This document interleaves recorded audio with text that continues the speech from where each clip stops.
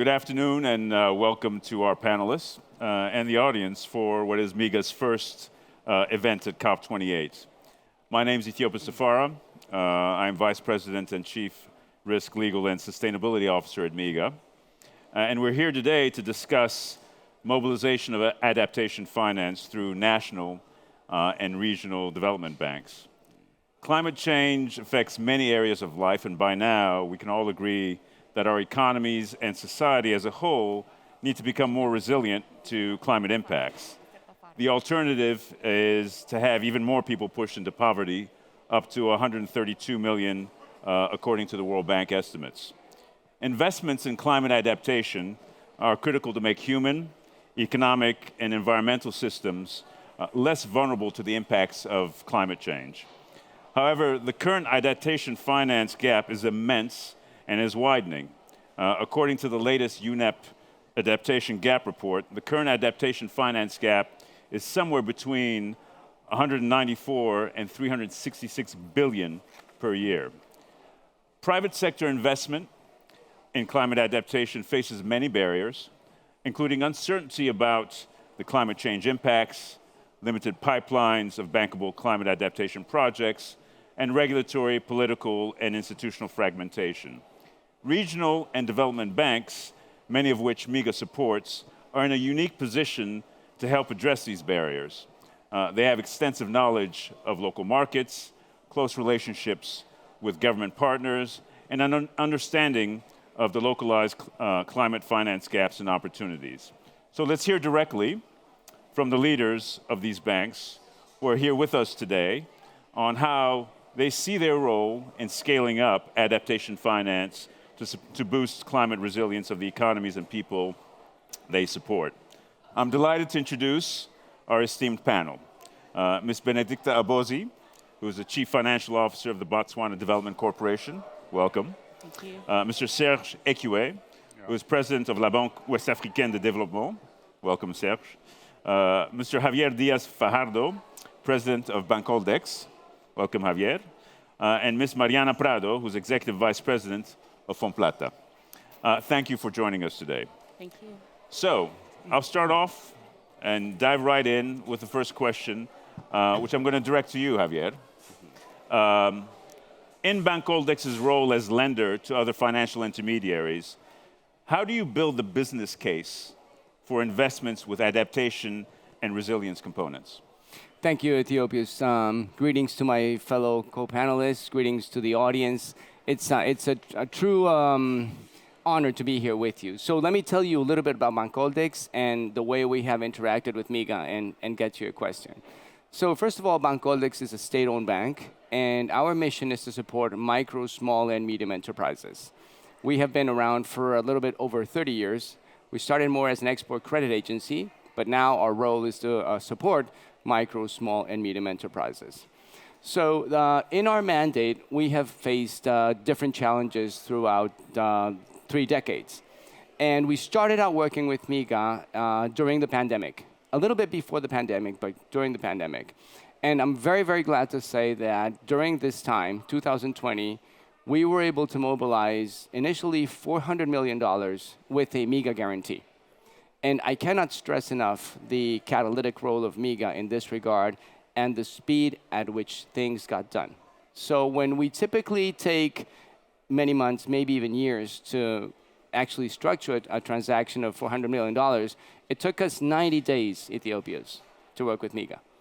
And this is just to show you that when the challenges come along, the right institutions actually play the role.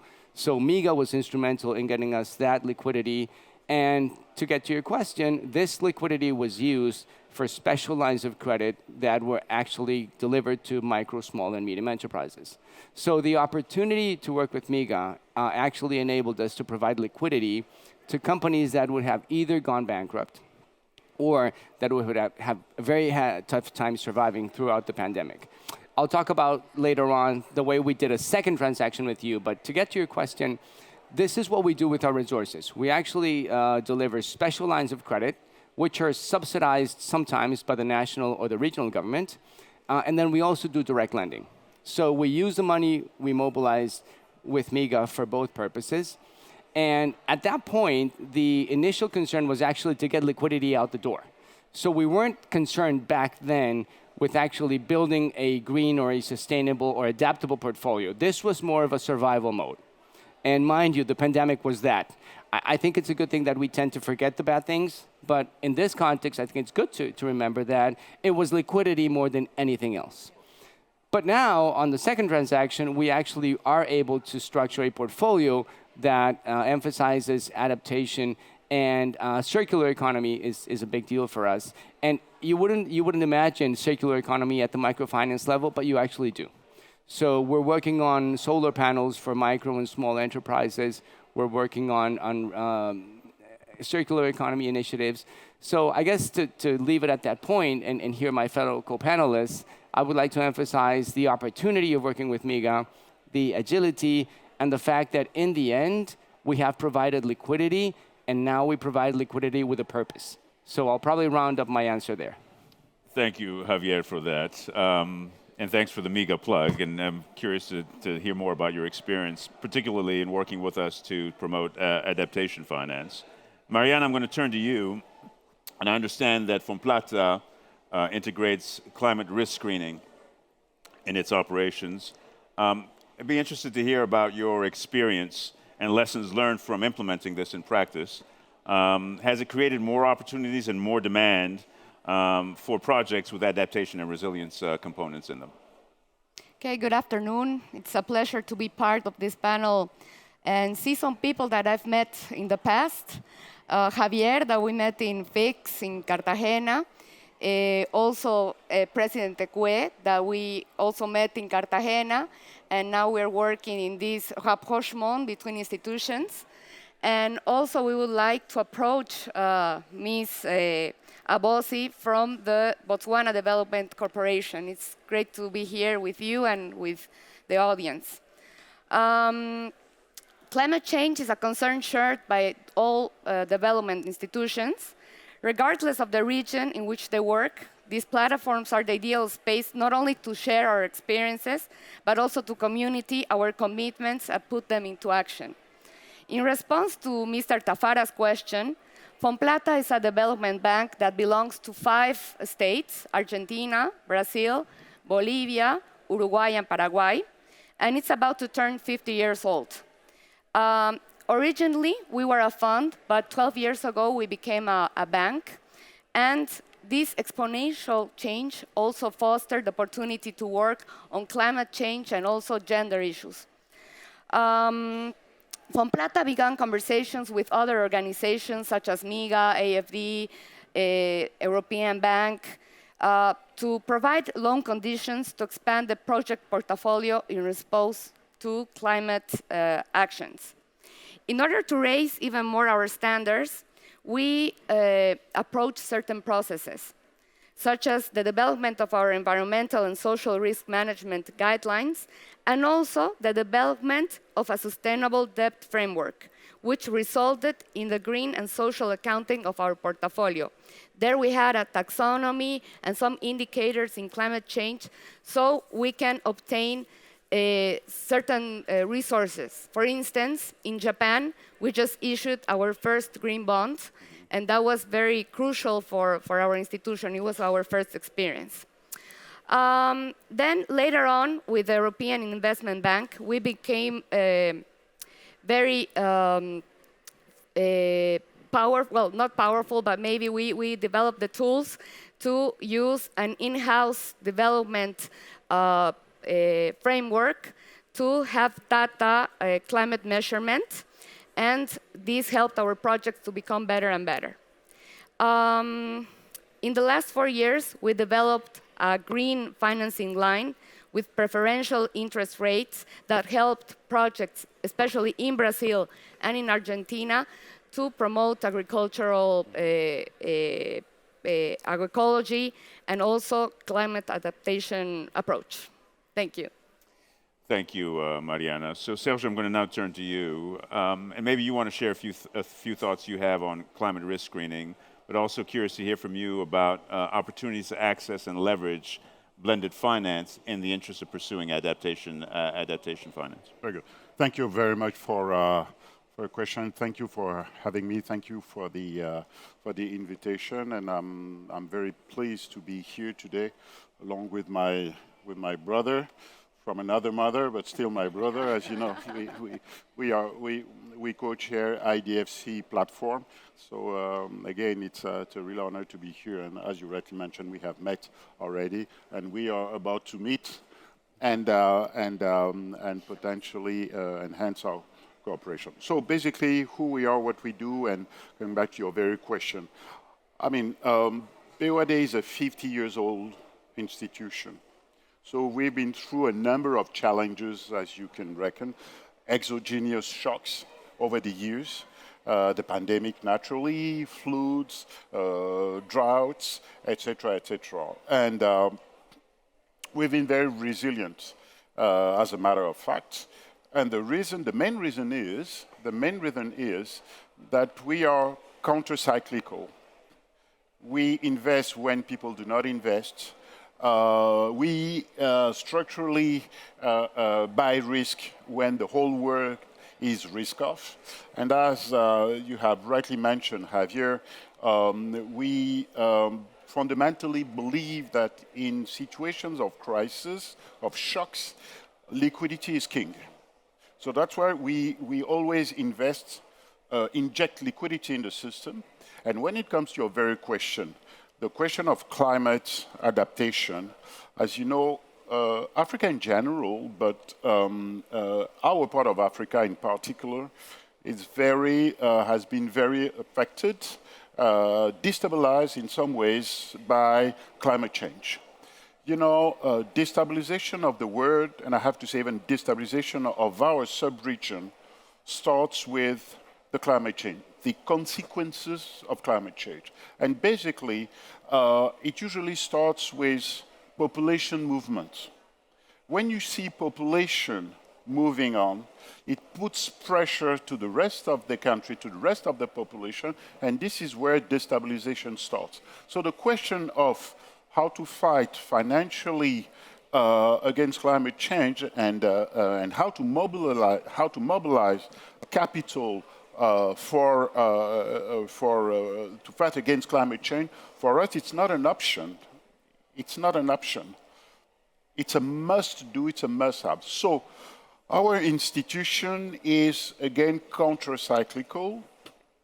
We have, through our new development, new strategic plan, Plan Joliba 2021-2025, we have decided to allocate 25% of our balance sheet, especially to climate change and climate impact projects.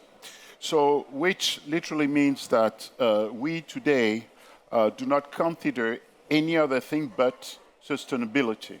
We have, as an example, we have issued early 2021, 750 million sustainable bond. It was in euro, at 12 years maturity. And back then we have reached to pay a coupon of 2.75%.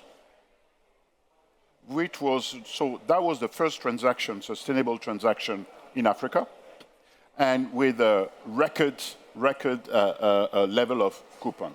So these are concrete things we see in our region, we implement in our region, because we strongly believe that sectors like infrastructure, so how do we commute from point A to point B? How do we communicate from point A to point B? Everything related to energy, affordable energy, and renewable energy. When it comes to agriculture, on two aspects, the first being food security. Food security, as simple as that. And the other being agri or agro business. Then everything related again to housing, social housing, affordable housing.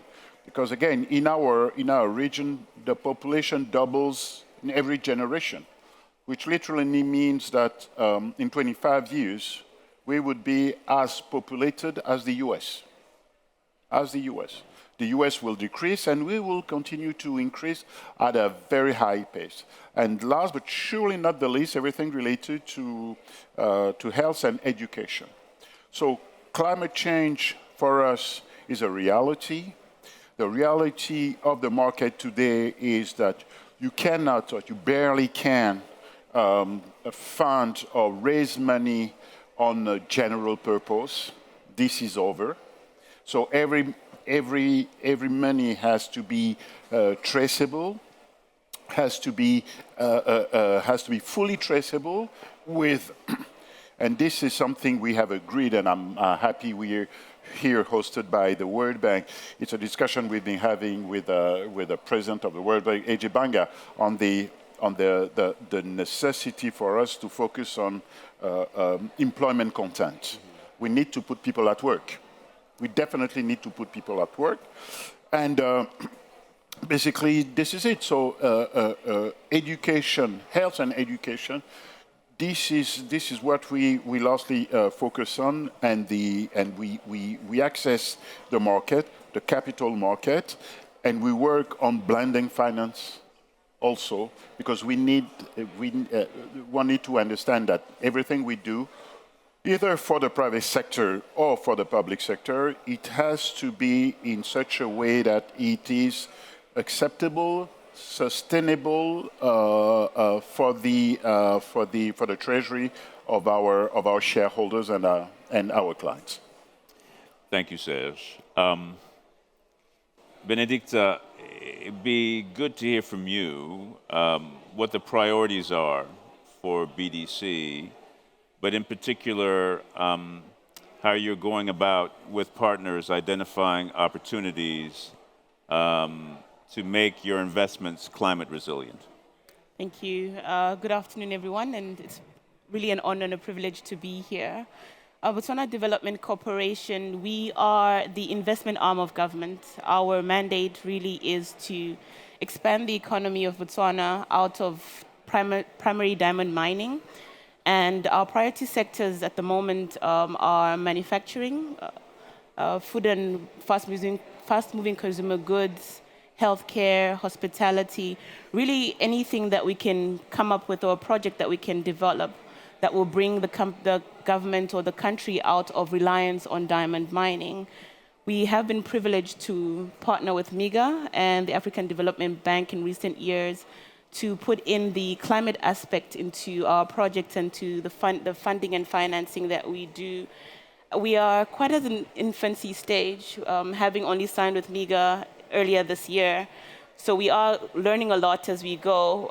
At the moment, in terms of the partnerships and what we do, we have been looking to see how we can develop internal procedures that will help us identify, screen, and monitor these climate finance projects.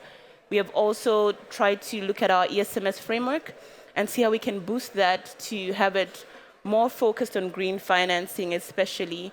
And last but not least, the training aspect, I think, especially with our partnership with MIGA, has been to boost the knowledge, the skills, and the technicalities of the people involved in the process to be able to correctly identify a project, ensure that it is indeed green and not just greenwashed, and ensure that it's well capacitated to be successful in the future. Thank you. Thank you. I'm going to go slightly off script and ask each of you the same question around adaptation. So each of you has spoken about how you undertake the exercise of working with your clients to make sure that they're taking into account sources of energy and their carbon footprint, right? My question for you is, how difficult is it to go beyond that and to get your clients to think about whether or not what they're doing and the projects they're supporting or the investments they're making are actually adapted for climate change? In other words, not simply looking at the carbon footprint, but taking into account whether or not their projects, their investments are going to respond and be resilient to climate change. And how difficult has that been? What is the response of clients to that sort of advice and recommendation coming from you as their financiers. And I'll start with you, Javier, if you don't mind. Okay, that's a big question, but I'll do my best. So I think for all of us, when we go back to our work, probably on Monday or whenever it is, we have a tension between building a loan portfolio and then building it in a sustainable way and in an adaptable way. So when you talk to commercial people at the bank, they just want to lend money, and then probably everybody else wants it to be sustainable. So this tension is something we have to work on. And let me tie that to a different concept or a similar concept. At Bancoldex, we recently got ESG rated by S&P. You get your typical rating from S&P or a rating agency for the issuance of bonds, but now we got our ESG rating. And from that, we learned that we're actually quite good at the S, on the social. We're actually quite good on the G, but we're not that good on the E. So our loan portfolio is only 5% purely green. And that is very small. So what we're learning is that we have to build a portfolio, as we are doing, but we have to work intensively on building the E on ESG. It's not enough to have a good overall rating. We need the E to be much better. So our goal is to have at least 30% of our portfolio be rated E on the ESG. And I think that ties into a bigger concept, which is we can't wait for other things to happen while we build on the adaptability. Let me just cite an example. I think this is the first time I see the World Bank logo include ending poverty on a livable planet. It used to be, if I remember correctly, a world without poverty. You can't just end poverty and then focus on making it livable. So I don't just celebrate the logo, I celebrate the concept that you have to work simultaneously on many things for them to actually happen. So I guess to round the question, my point is at Bancoldex, we know what we're good at. We're basically very good at micro, small, and medium enterprise financing, but we can't just do that. We have to accelerate on how to make our clients adaptable and to provide for a greener portfolio. And we learned that through a rating from S&P and other mechanisms. So probably stop there and thank you for that good question. So Serge, I'll turn to you next. How difficult is it to get your clients to focus not just simply on mitigation, but also adaptation? Yeah, it is a very valid question. So 2 or 3 things. The first thing is naturally, what we try to do is that everything we work on is about sustainability. Once we've said that, we have sometimes these concerns about, for example, a sector like energy, where we have these debates about green and carbon, or how to decarbonize and access. So the question for us is, yes, we have to privilege access. We have to privilege access because 50% of our population do not have access. How do you want us to deal with that? So the priority is access. But once we have said that, we also have to invest in the transition. And transition cannot only be a word or a concept. Not only a word or a concept. Because our business is how do we leave our planet for our kids, once again. So it is, that's why I said your question is a very fair question, because these are complex situations we have to deal with, you see. Now, the question also of how do we discuss with our clients in a situation where, for our part, our clients, especially on the sovereign side, on the public side, our clients are our shareholders. My boss is my client. No, it puts us in a very tricky situation, you see. So, for example, the question of the Paris Agreement. So our shareholders, all of our shareholders, either the regional, the 8 regional, or the 8 non-regional, they all have signed the Paris Agreement. However, again, coming back to the sector I've earlier mentioned, this is a concrete example where there's tension, and one may say there's a little bit of contradiction in what you're saying. But no, the reality is we should not oppose poverty, and I, once again, agree with my brother here.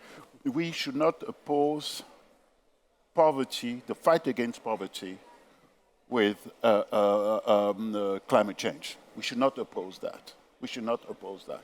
You see? So it is a very complex question, but when you deal with BOAD, and as you rightly mentioned, Javier, when you deal with all our banks here, we work for tomorrow. You see? So having said so, on a day-to-day basis, it is a day-to-day fight. Thank you, Serge. Benedict, I'm going to turn to you. So for your clients, adaptation, easy case to make, hard case to make? It's a very hard case to make. I think at this point in time, since especially we're in very early stages of the adaptation journey, it's trying to convince portfolio projects that climate resilience is not CSR. It's not a buzzword. It's not something that's going to disappear tomorrow. This is a reality of what the future is all about, and it can be made profitable.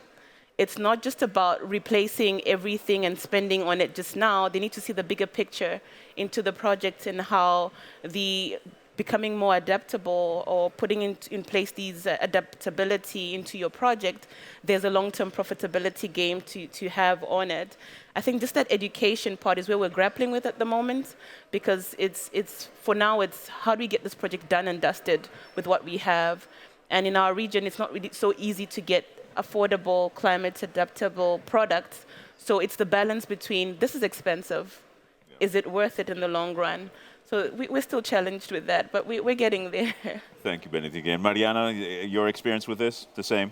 We are facing the same problem back in Fomplata because we have our shareholders asking to do a lot of infrastructure projects in a region where infrastructure is a priority. So they're really concentrated in a strategy to reduce poverty or reduce certain gaps, but the climate change issue is not a priority in their agendas. But now we have the fortune, in the case of the public sector, that we have a country such as Brazil that is starting to show the rest of the countries, as Bolivia, as Paraguay, Uruguay, that this is possible, that it's possible to build a portfolio, to have projects where you have an equilibrium between climate issues and also development goals. So in that case, that's been our solution, and probably to have a champion, a country that's championing this matter, it's something that's very helpful. Thank you. Why don't we turn to the audience and see if there are any questions in the audience for our panelists. I see several hands. Katja, we'll start with you, and then the lady right there, and then the gentleman behind her. Katja, why don't you go first? Do we have a mic for audience members?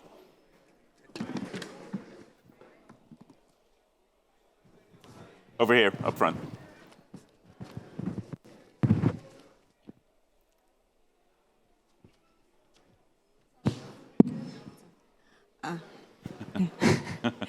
So first of all, many thanks for such an interesting topic to Ethiopians and to our esteemed panelists. And my question will actually follow up on the last question, Ethiopians, that you asked and the observation that Benedette made, because I strongly agree with that.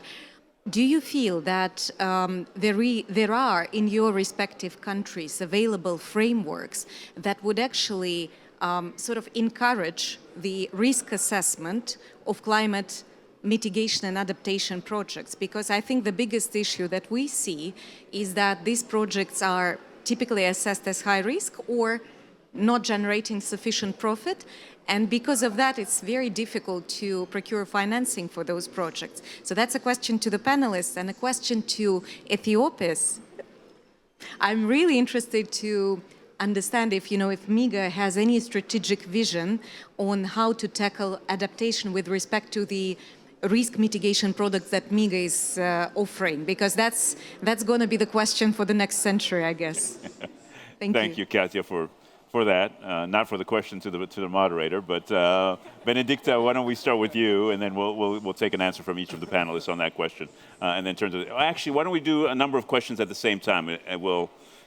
We'd be better assured to get through the questions if we do it that way. Please go ahead. Thank you very much. Congratulations for a wonderful panel and for hearing very tangible examples of how you're solving the supply side of finance. Sergio, you provide a great example about by issuing a green bond, you were able to achieve a 2.5 rate, which is remarkable as well for the sustainability. Then MIGA providing a lot of effort on the mitigation and the risk adjusted. But I want to say the bankability of a project is usually started at origination and the project preparation stage.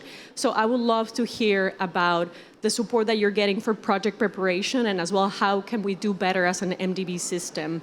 And my name is Mariana Silva, and I'm from the Global Infrastructure Facility. Thank you. If you don't mind, those two questions are complicated enough. We'll come back to you, all right? Because otherwise people are going to forget. So Benedicta, why don't you answer Katia's question, and we'll ask the panelists to do the same. I'll answer your question as well, Katia, I'll try at least, and then we'll answer Mariana Silva's question. Benedicta, go ahead, please. Thank you. On the frameworks, as I mentioned, we're in the very early stage of our climate journey. We have immense support from MIGA, from the African Development Bank, not just as BDC, but as the government of Botswana as well.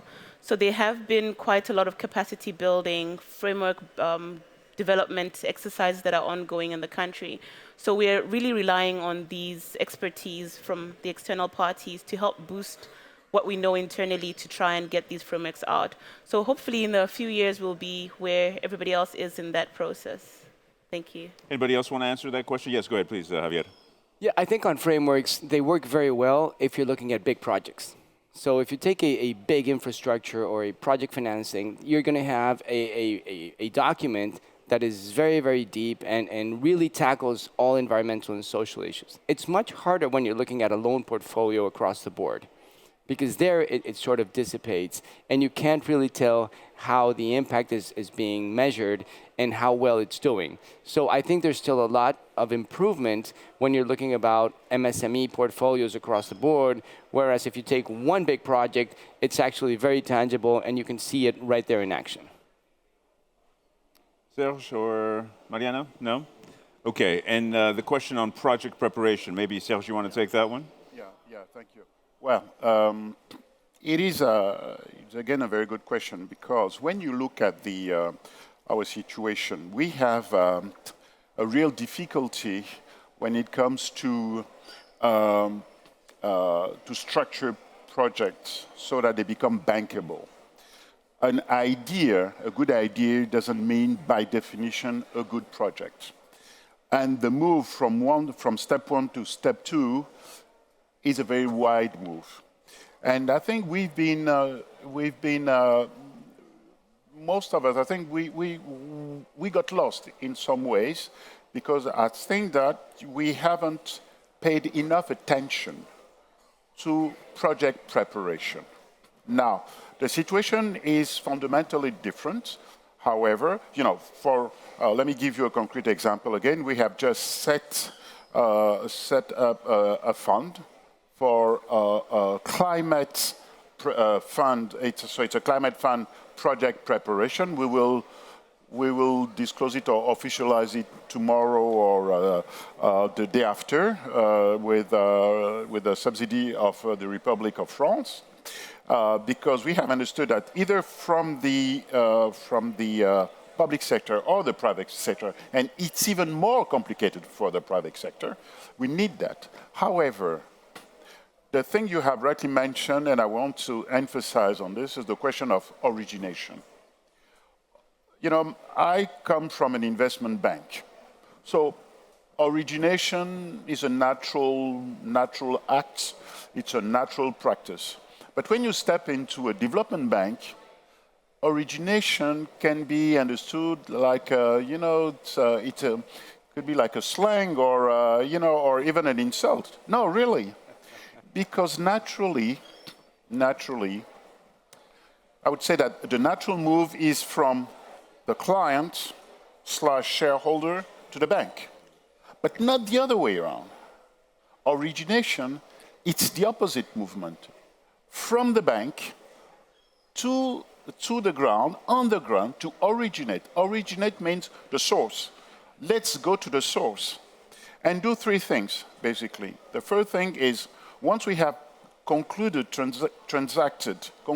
transaction with A, it's easy to replicate to B, C, or D. You know, when it's a good electric plant project, you know, ticking this box of adaptation, for example, it's easy in our sub-region to replicate it in Côte d'Ivoire, Senegal, Benin. We face the same situation. So replication is one. The second thing is how we abound, how do we add? So, you know, if we have, for example, taking the same example, an electric plant of 250 megawatts in Côte d'Ivoire, naturally we will work so as to enhance it to 500 megawatt.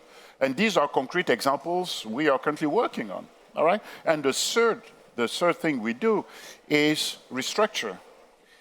Because a technology, a valid technology today may be inaccurate tomorrow. Take, for example, the situation on solar power. The economic solar power model was not efficient back in the days. The economic model is becoming profitable, just becoming now because of the evolution of the technology. So something that was not accurate a few years back is becoming more and more. So development banks are supposed to look at this and accompany this movement. You see, so this is what we're working on. So that's why origination is so crucial. But it's not an evident move, I can tell you.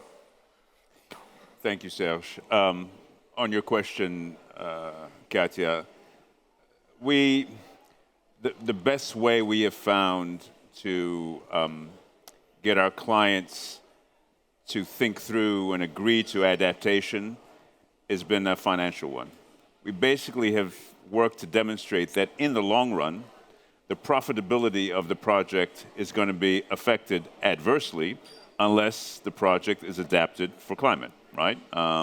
That's the case that we made successfully prior to the commitment that we made to the board that going forward, all our projects would be adapted and resilient.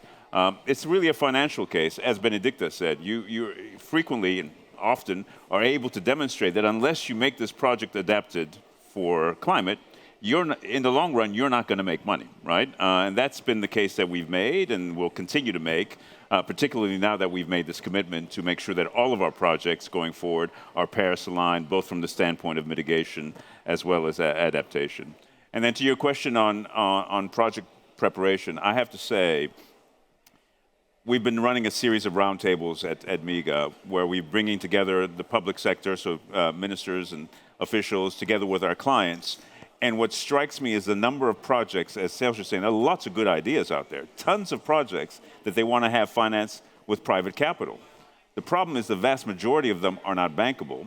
And they're looking for help to get them to bankability. They'll say, listen, I'm happy to make it bankable, but I want a trusted partner to help me with this, because at the end of the day, bankability of a project usually has to do with the allocation of risks and benefits between government and the private sector, right?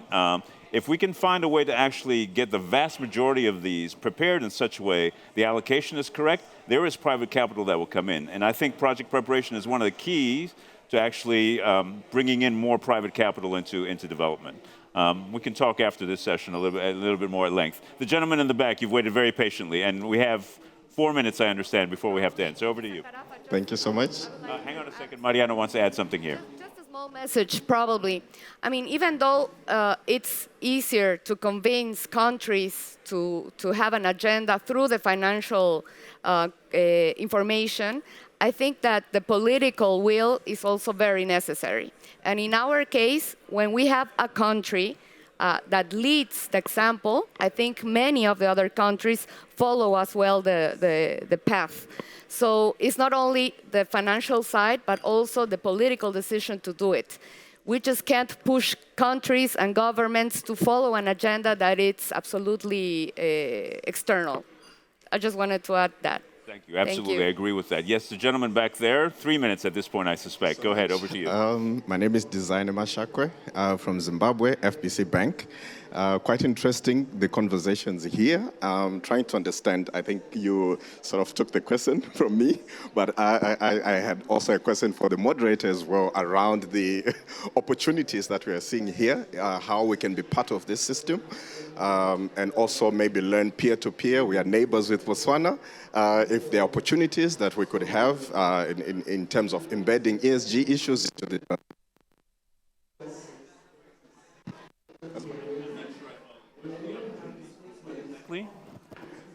opportunities, thank you. In terms of opportunities to work with MIGA, okay. And maybe learn from the banks that are here as well, peer-to-peer. So happy the next time we're in the neighborhood to actually... Yes, I see you as a potential client, right? The next time we're in the neighborhood to actually come and do a session with whomever to describe what it is that MIGA does. You've heard a fair amount here in terms of how we support our clients that are on this panel, but happy to find an opportunity to actually do that in the region. We will be in the region at some point in the relative near future, and that'll be a chance for us to talk about what MIGA does. With that, I'm going to give our panelists a chance to give us their last thoughts on the subject matter of today's panel, and we're going to start with you, Mariana. Yeah, well, maybe just I would like to state that there's a sense of urgency now that we have to take actions in the climate change issue. I mean, it's not something that it's optional. We need to take certain measures, and I think that development banks all over the world need to have this priority in hand, and this is not something that we just can transfer to the private sector. This is something that it has to be built between civil society, the states, the international community, and obviously the private sector. That's it. And I agree with what you said earlier, Mariana, and that we have to lead by example, and I understand Fonplata is leading by example. Benedicta, over to you. For me, I think the key takeaway here is that there is money to be made. I think looking at the plans for adaptation in the future, we have the chance to be first movers as national development banks, multilateral development banks. If we can get projects bankable, it's a win-win for everyone. So we really need to take advantage of it right now and explore the opportunity so that everybody wins sooner rather than later. Thank you, Benedicta. Serge? Yeah, well, a few words. The first thing is I think the way we work together, I think is very modern, very accurate. Regional, national banks are becoming key players now because they're close to the ground, they're very efficient, and the way we work in a substance together with you is that you de-risk our portfolios. You bring expertise, capacities, and I think these are modern ways of doing this type of business, again, for the benefits of the population of our regions. Thank you, Serge. Javier, you get the last word. So for the world to achieve the SDGs, we need a massive surge in finance. If we do trillions, but we need to do more trillions. And to achieve this, we need more guarantees. And I again commend you to work with MIGA because it's not just about getting cash, it's about getting cash and leveraging. And I think the guarantees at the end of the line actually have a lot to do in this surge of finance that is desperately needed. Thank you. A round of applause for our panelists, please. Thank you. Very good. Thank you.